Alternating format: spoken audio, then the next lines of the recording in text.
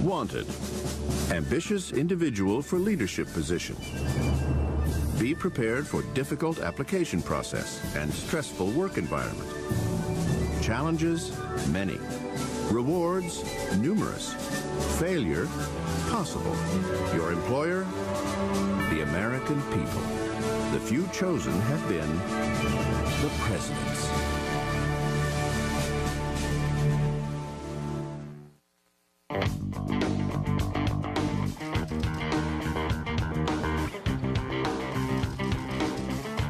Never in history has there been a job like this. And yet, the American presidency as we know it today may never have existed had it not been for one man. I think one can debate Washington's intelligence and perhaps his political savvy, but what you cannot debate was the fact that this man was the embodiment of the revolution, and in fact now would become the embodiment of the new American Republic.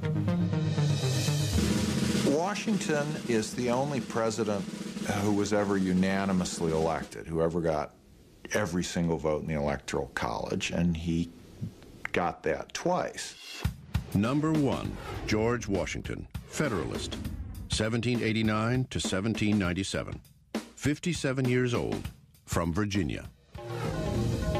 George Washington's inauguration took place on April 30th, 1789 at Federal Hall in New York City. As the first man to take the oath of office, Washington added the words, "So help me God," establishing the very first presidential precedent. So help me God. So help me God. So help me. Help me God. So help me God. At best, Washington was apprehensive about his new job. After leaving his home at Mount Vernon, he wrote, "My movements to the chair of government will be accompanied with feelings not unlike those of a culprit who is going to the place of his execution. I greatly fear that my countrymen will expect too much from me."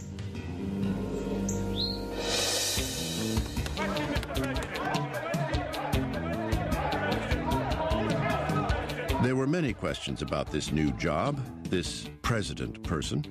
People wondered, what do you say? How do you describe this person, this man who was going to head the United States of America? His Excellency? We could laugh about it a bit, I suppose. Mr. Speaker, the President of the United States. But think for a moment what it would be like in our own time if the Sergeant at Arms had to introduce the President today as His Mightiness, His Excellency, His High Mightiness, the President of the United States and Defender of our Liberties. That, in fact, was one of the titles suggested for the President. And he said, no, no, no, call me Mr. President. And, I mean, that's a nice gesture. Doesn't mean much, but it's a nice gesture. It almost meant nothing at all. Just weeks after taking office, Washington came down with a rare bacterial infection. Some believe it may have been anthrax picked up on a farm. Washington nearly died, which could have wrecked the fragile new republic.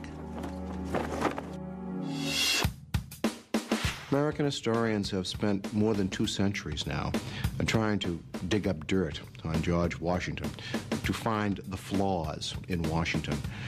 It's a tough chore. For a long time, Washington was thought of as a nice guy, sort of a boob, not real smart, famous for being tall.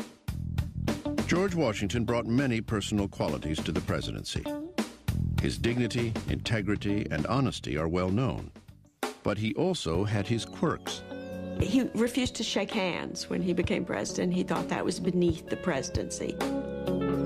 It was all part of establishing the image of the presidency. One example is how Washington projected his physical being. George Washington was the most athletic, the most robust, the most dynamic of all the founding fathers. He was the action hero, if you will, of the 18th century, who was considered by Jefferson the best horseback rider of the entire period. Washington usually rode a white horse named Nelson, and Nelson became a vital part of Washington's public relations package. his version of a tailhook landing.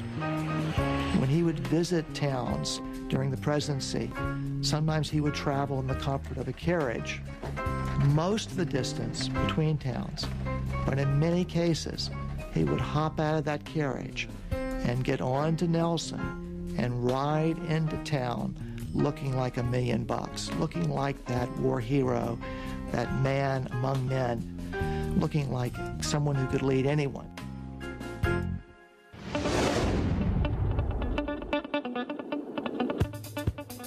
Washington traveled extensively during his presidency, deliberately visiting every state in the new Union. Along the way, he bought American landscape paintings. Many still hang at Mount Vernon. By doing so, he became America's first great patron of the arts. Being first was a Washington trademark. We all knew that he was first in war and first in peace and first in the hearts of his countrymen. But we never knew such things as the fact that he was first in dancing, a minuet man. George Washington loved to dance, and at presidential receptions had ladies waiting in line for one dance with the president. Another thing that he never got credit for, he was first in interior decorating, for example. He was always working on fixing up Mount Vernon. Even during the Revolutionary War, he was into designing uniforms. He never got credit. He was like the Calvin Klein of his day. And he was first in gambling. He would bet on anything. He may have had certain personal foibles, but in terms of political leadership, the man was a marvel. Now, I don't know if Washington fully understood what his role was, but he was a man accustomed to commanding. Washington as a general, the way he commanded was to have frequent councils of war and to get everyone's opinion, and then he would judge. And this is the same way he ran his administration as president.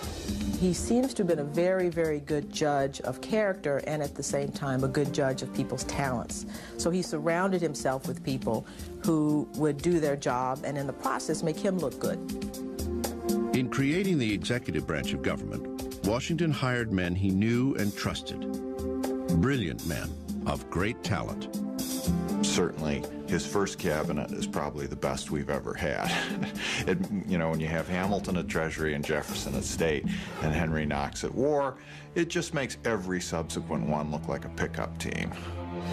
A chief among them, of course, Alexander Hamilton.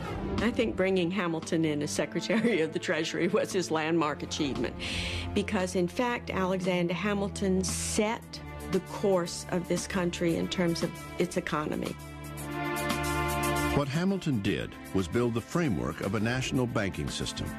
As a first step, he proposed that the new government assume all the leftover war debt of the 13 original states, thereby establishing a federal line of credit.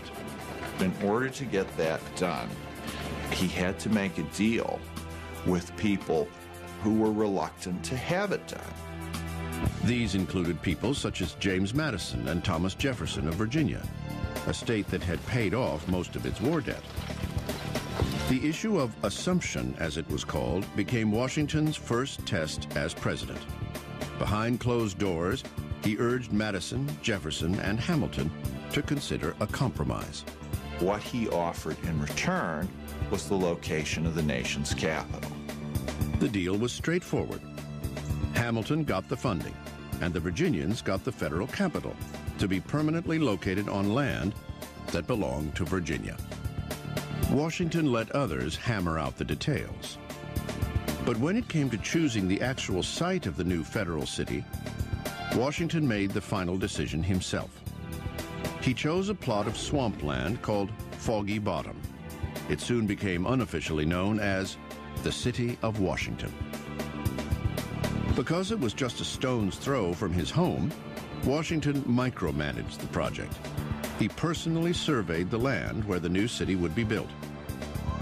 He helped lay out the roads. And he left his imprint on the proposed President's Mansion by tinkering with the blueprints. The building would not be finished until November 1800, a year after Washington's death. George Washington is the only president who never serves in Washington. George Washington defined the presidency, but it defined him as well, especially in times of crisis. One troubling crisis arose in 1793, when war broke out between England and France. Suddenly, America was called upon to choose sides. But Washington chose neutrality. It was a decision that would come to haunt his successors. On the domestic front, however, Washington faced crisis head-on. One defining moment of the Washington presidency happens in his second term, and it's the Whiskey Rebellion. In 1794, Pennsylvania farmers were up in arms over a federal excise tax on liquor. They even dusted off an old battle cry, "No taxation without representation." Washington's point of view was, wait a second, in 1776, we were rebelling against taxes that had been passed in London by the King and Parliament. But these taxes now, in 1794, these are passed in Philadelphia. That's the law of the land. You have to pay them. As the nation's first commander-in-chief, Washington personally mustered 12,000 volunteers to march to Pennsylvania. This show of force was all it took to put down the rebellion. Washington understood very clearly that everything he did as the first president of the United States would be watched by nations abroad and by people at home and would set a precedent. Well, the main precedent, the one that he's known the most for, is that he left. He decides at the end of his second term that he wants to step down. Partly, I think he's feeling the approach of age. He's in his mid-60s. I think he also wants to teach the country a lesson in the passing on of power. And you wonder, for example, if somebody like Richard Nixon, say, had been our first president, would Nixon have stepped down? Grace is in knowing when to leave. Washington left after 2 terms. I think that was his finest moment. In 1798, George Washington produced 11,000 gallons of whiskey at Mount Vernon, making him the single largest distiller of alcohol in America. He was the most deserving person ever to become president, and he may have been the most personally unsuited for the job. John Adams had a miserable presidency. It began on a gloomy March day in Philadelphia, 1797, at his inauguration. Everybody is very moved to see the great hero George Washington leave the stage. And John Adams writes that Washington gave him a look as if to say, well, I'm leaving, now you're coming in, see if you enjoy the job. Number 2, John Adams, Federalist, 1797 to 1801. 61 years old, from Massachusetts. If you think about following George Washington, how does one follow a person who is the American Cincinnatus? Oh my God, can you imagine how poor John Adams must have felt upon succeeding to the presidency, to follow this man? He was Harvard educated, yet insecure, enormously ambitious, yet oddly humble. Adams is a wonderful character. I mean, you've got to love him. He's erratic. One day he's up, one day he's down. I think there may have been a little imbalance there in his system. He craved fame and power, but he always pulled himself back and said, no, I must make sacrifices for my country. Some days he thought he was on top of the world, and other days he thought he was just the lowest failure on earth. John Adams is a figure who was in many ways racked with self-doubt, at the same time enormously ambitious. Adams's personality was not suited to the presidency. John Adams certainly had the political pedigree to be president. He was a signer of the Declaration, a member of the Continental Congress, minister to France and England, and America's first vice president. And yet, as a leader of men, John Adams' management style was problematic at best. During his administration, Adams is heavily criticized for his pretentiousness as a man who was kingly in a way that George Washington never was. He was a very, very opinionated man, and he was sure that he was right and did not accept counsel as well as other presidents have. Adams was also prone to fits of anger, which he unleashed on subordinates. This is just not the way an effective executive deals with the people under him. Two issues defined Adams' presidency: the XYZ affair and the Alien and Sedition Acts.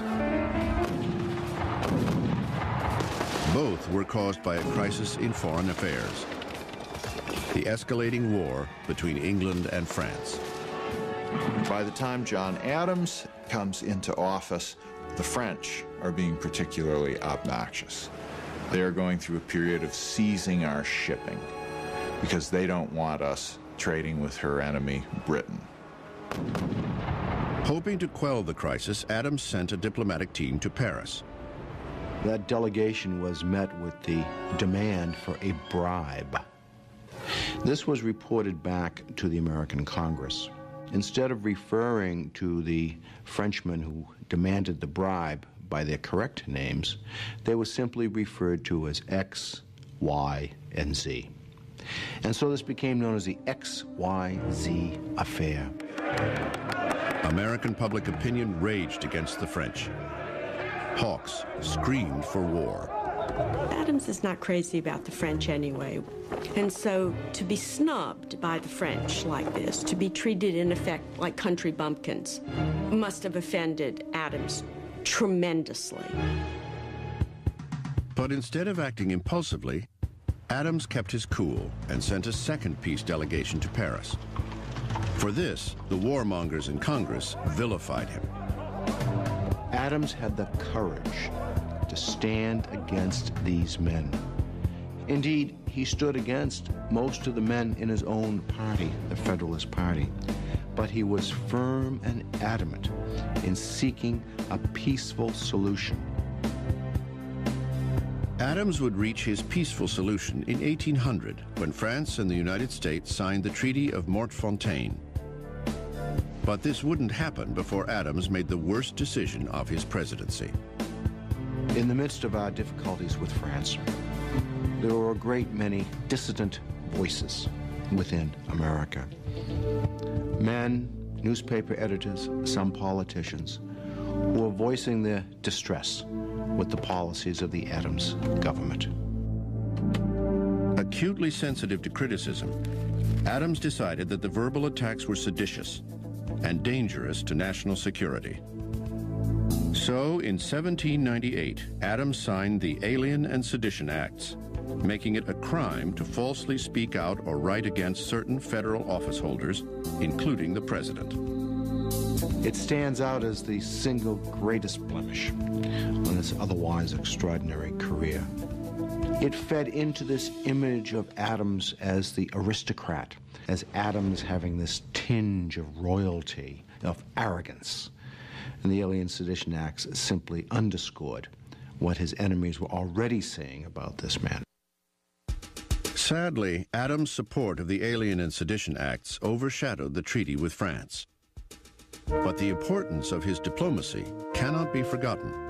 It was a monumental achievement and one of those great turning points. For had we not made peace with France, had Adams succumbed to the pressure to go to war, the history of America would have been very, very different. Significantly, the threat of war with France was the impetus for the one legacy of Adams' presidency. John Adams is the father of the American Navy. It was Adams that understood that if America was to defend her shores, that it was necessary to have a Navy. By creating the Department of the Navy, Adams became the first U.S. president to add a secretary to his cabinet. But even the U.S. Navy could not save John Adams from himself. He had alienated many members of Congress and men of his own party. In November 1800, just after becoming the first president to live in the White House, Adams lost his bid for a second term to Thomas Jefferson. It was a bitter defeat. Adams is not gracious in defeat. The image we have today of the election of a new president, and the former president bids him welcome to the White House, etc., etc. Oh, no, not at all. Adams leaves Washington in the midst of the night. When he left office, he was certainly the most unhappy man in the country because he believed he left office disgraced and unappreciated. During his own life, John Adams' presidency was regarded as the low point of his remarkable political career. It would take nearly 200 years for historians to reassess his contribution to the office. Two presidents signed the Declaration of Independence, John Adams and Thomas Jefferson. Both died on July 4th, 1826, the 50th anniversary of the signing. The election of 1800 set two precedents in American history. It was the first election in which the press played a big role. And for the first time in presidential politics, power was peacefully shifting from one political party to another. In this highly contentious election, the founding party of the nation, the Federalists, had been defeated, and the popular leader of a new political party was moving into the White House. Number 3, Thomas Jefferson, Democratic Republican, 1801 to 1809, 58 years old, from Virginia. Thomas Jefferson was the first president inaugurated in Washington. On the day of his inauguration, Thomas Jefferson walks to the unfinished Capitol to deliver his inaugural address. In one of the most important statements ever made by a president in any inaugural address, he tells the assembled group, "We are all Federalists. We are all Republicans." But Jefferson did not intend to follow the Federalist model for the presidency. Jefferson believes that his election was virtually a second revolution.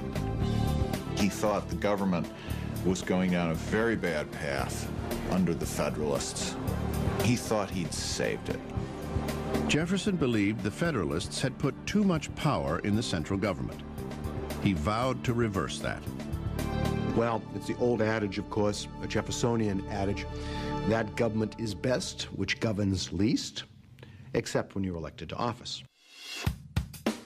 He was a remarkably casual man who sometimes greeted guests in his slippers. He was also eccentric and secretive. Such was the self-styled character of Thomas Jefferson.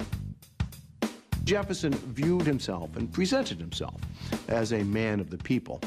Somewhat ironic, again, because here is Mr. Jefferson, who lives in perhaps the most elegant home in all of America, Monticello. He's hardly a man of the people. But on the other hand, he has this ability to connect and to make this pretense, to make this image of this Democrat with a small d. To help spin this image, Jefferson adopted a casual tone for protocol and official behavior at the president's mansion. It was said that if you went to the White House, quite often Mr. Jefferson himself would open the door. Jefferson also ended the formal state dinners established by Washington and continued by Adams.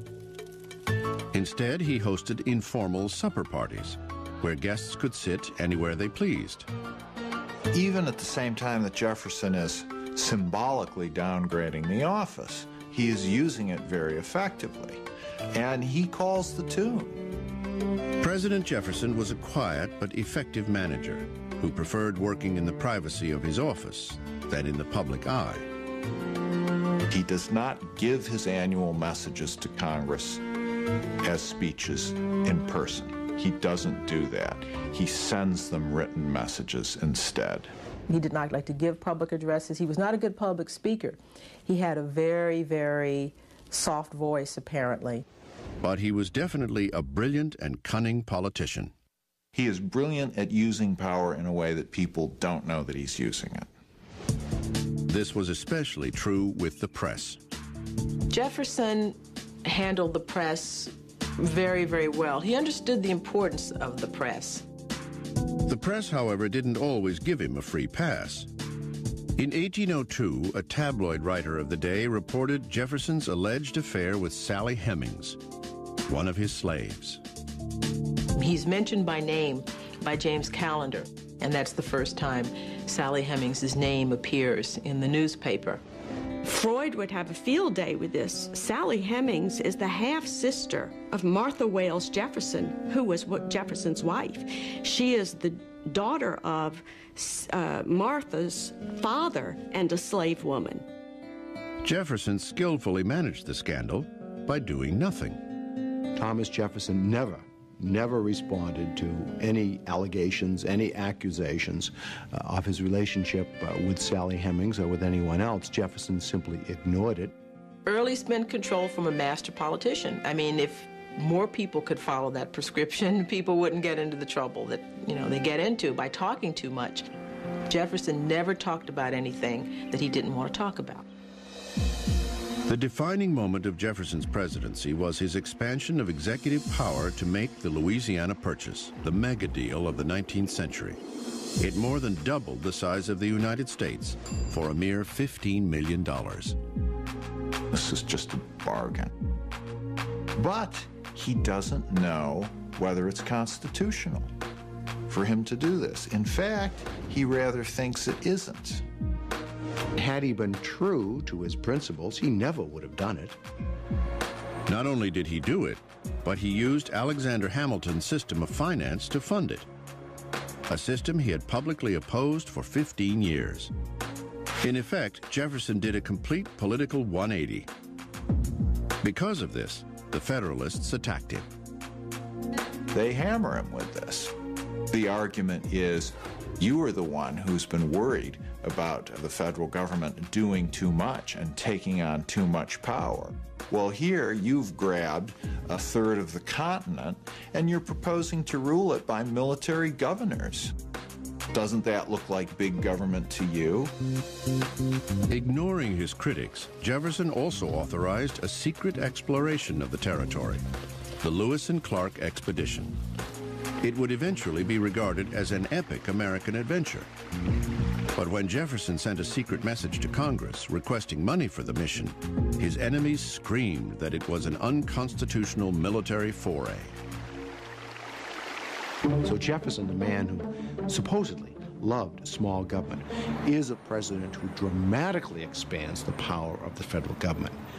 That, of course, is a tradition in our presidency.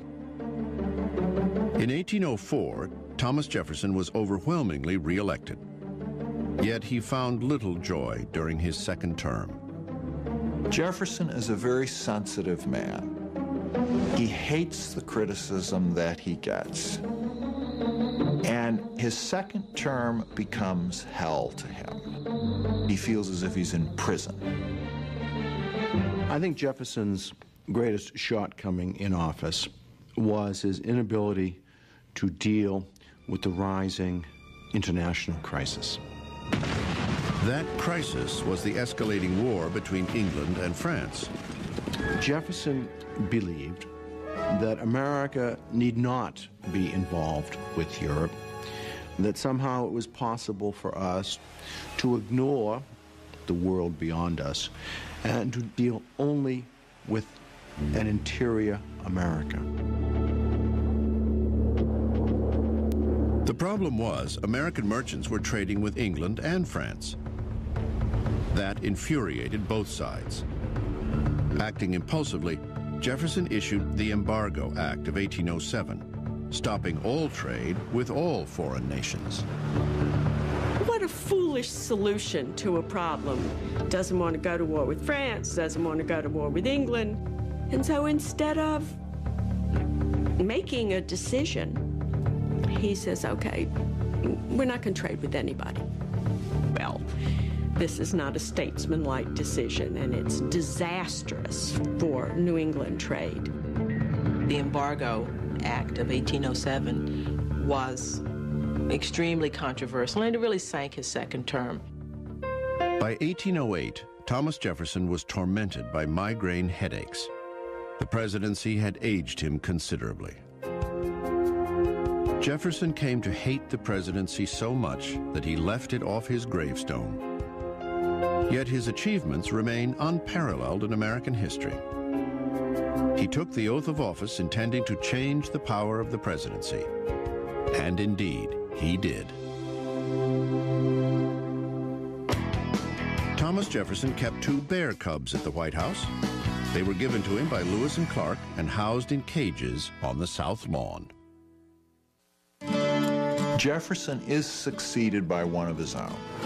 The president who follows him is his Secretary of State, his friend, his associate, really his right-hand man for over 20 years.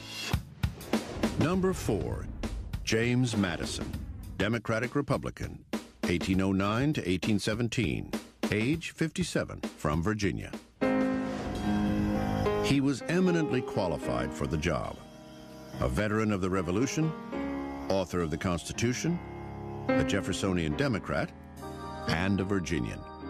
There are people who feel that he had a much, in some ways, a better mind than Jefferson, certainly a more disciplined mind than Jefferson.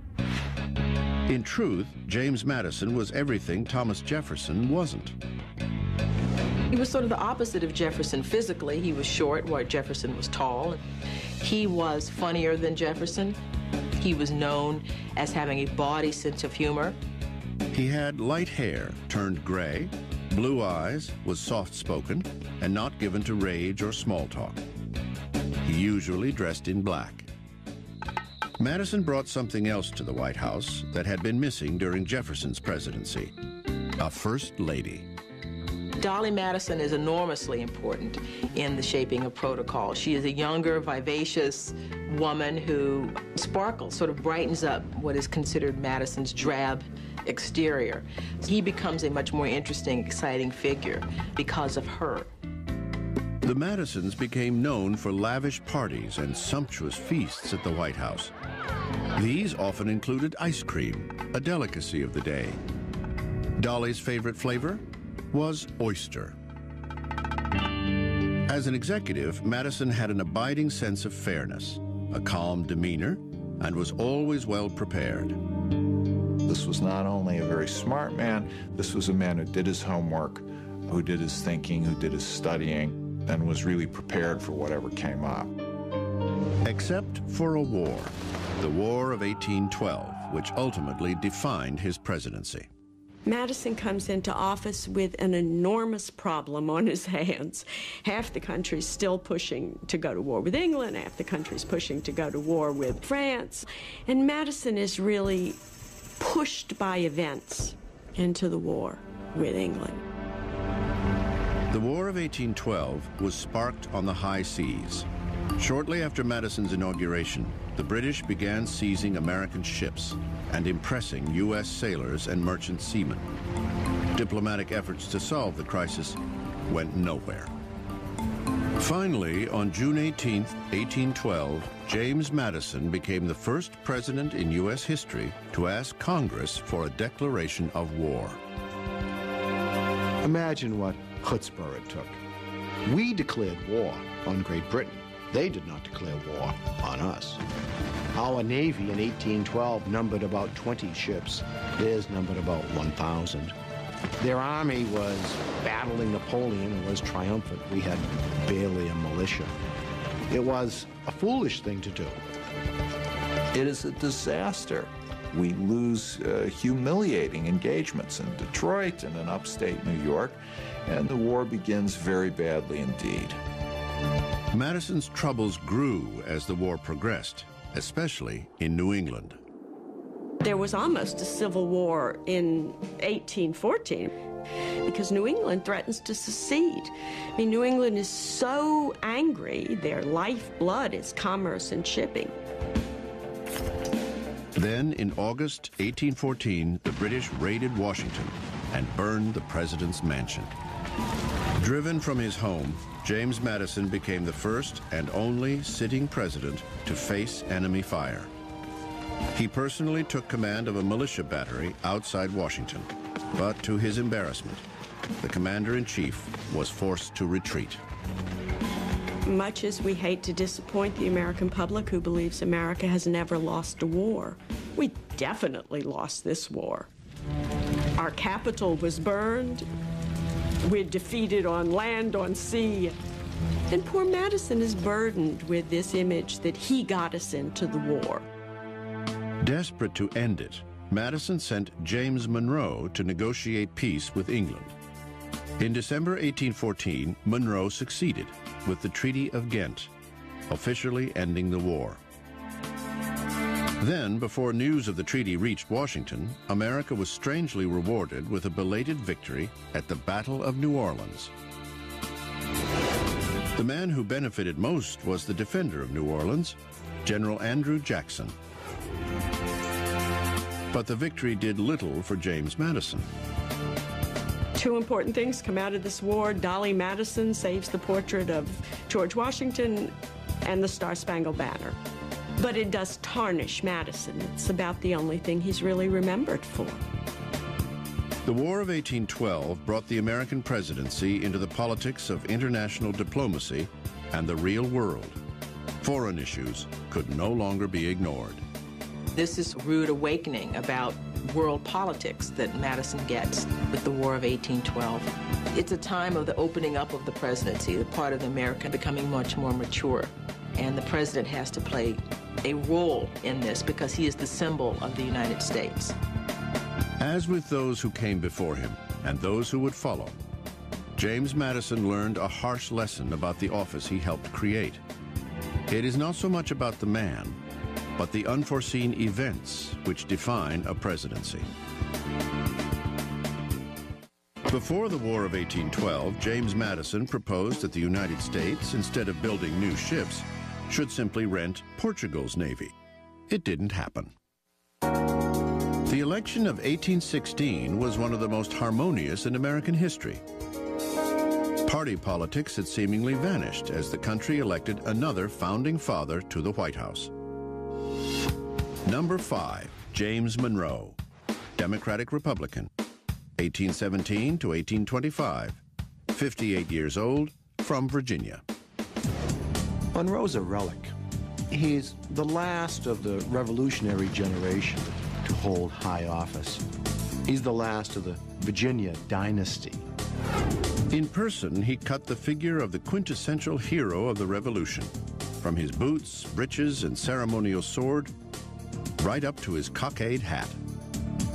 The funny thing about James Monroe is that no one ever seems to have thought terribly well of him, except his character. Everybody said he was honest, and everybody said he was trustworthy. But no one ever said he was extremely intelligent. Yet this man must have been doing something right, because he gets elected twice to the presidency by crushing margins. Monroe's presidency was so seemingly amicable that he was unopposed when he ran for his second term. He had, in many ways, a falsely easy presidency. This is supposed to be the era of good feelings. He seems to reign over a period of peace and happiness in America. But not really. Because if you look just underneath the surface, you have Monroe presiding, but he's presiding over lots of stuff that's going on behind the doors. Monroe's management style reflected his personality. He was a hands-off executive who hired great people for his cabinet, then delegated authority. This served him well during the moments that defined his presidency. At the beginning of Monroe's first term, the territory of Missouri petitioned for statehood. In theory, adding a star to the flag should have been cause for national celebration. Instead, it ignited a great political debate over slavery. Would Missouri be a free or slave state? As Congress debated the explosive issue, Monroe, a slave owner himself, made it clear that he would veto any legislation that restricted self-determination for any state. Eventually, Congress passed the Missouri Compromise of 1820. Missouri enters the Union as a slave state. Maine enters the Union as a free state. And prohibitions are put upon the expansion of slavery. It is a temporary solution. Monroe also came up with his own plan. He proposed to return slaves to Africa. Called the American Colonization Society, this led to the founding of Monrovia, Liberia, the only foreign capital to be named for a U.S. president. Unfortunately, this did little to solve the crisis at home. While the slavery question simmered, Monroe faced a border crisis in Florida. The territory was still owned by Spain, but the Spanish did little to govern it. It's a nest of pirates and outlaws, and there are Indian tribes who live there who are certainly not under the control of the Spanish government. By 1818, border incursions were common. Seminole Indians, in particular, were raiding white settlements in Georgia. These raids were often encouraged by British privateers who operated on the Florida coast. In response, Monroe sent troops to the region, led by the hero of New Orleans, General Andrew Jackson. Andrew Jackson ends up being sick and tired of it, and he invades Florida and captures the British and hangs them. So he creates an international incident involving three countries, the United States, Spain, and Britain. Jackson's raid caused an uproar in Monroe's cabinet. Some, including Secretary of War John C. Calhoun, wanted to reprimand the general. And Secretary of State John Quincy Adams sticks up for him. He says what the British were doing was outrageous and the Spaniards ought to have stopped them, and they didn't. And Jackson did a preemptive strike, and that's what he ought to have done. Monroe did not reprimand Jackson. Instead, he opened negotiations with Spain for the rights to the territory. In 1819, the Spanish ceded Florida to the United States without a fight. Border disputes were constant during Monroe's tenure. Significantly, it was a border issue that led to Monroe's defining moment in office. In December 1823, the president delivered a message to Congress and to the world. Ostensibly, he addressed a minor dispute between Russia and the United States over Alaska. But the speech contained a short paragraph that became his legacy. It stated, "The American continents are henceforth not to be considered as subjects for future colonization by any European powers." The Monroe Doctrine is our statement that we reject European countries coming in and trying to acquire further territorial gains in this hemisphere.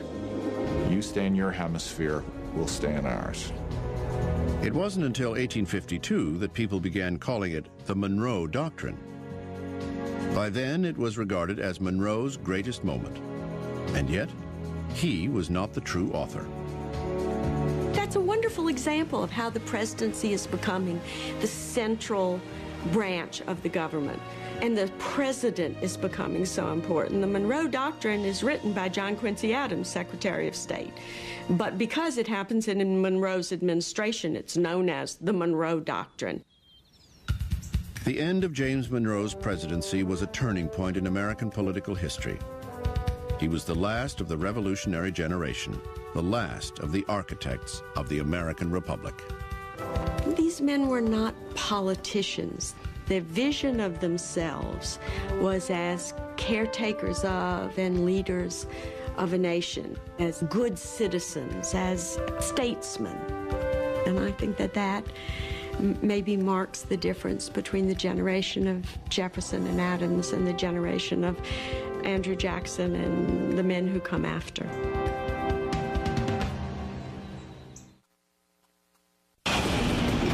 Is Mother Nature out of control? Could these natural disasters have been prevented? How is the latest technology helping us predict the next disaster? And how can history teach us to prepare for next Nature's Fury Week? Begins tonight at 8 on the History Channel.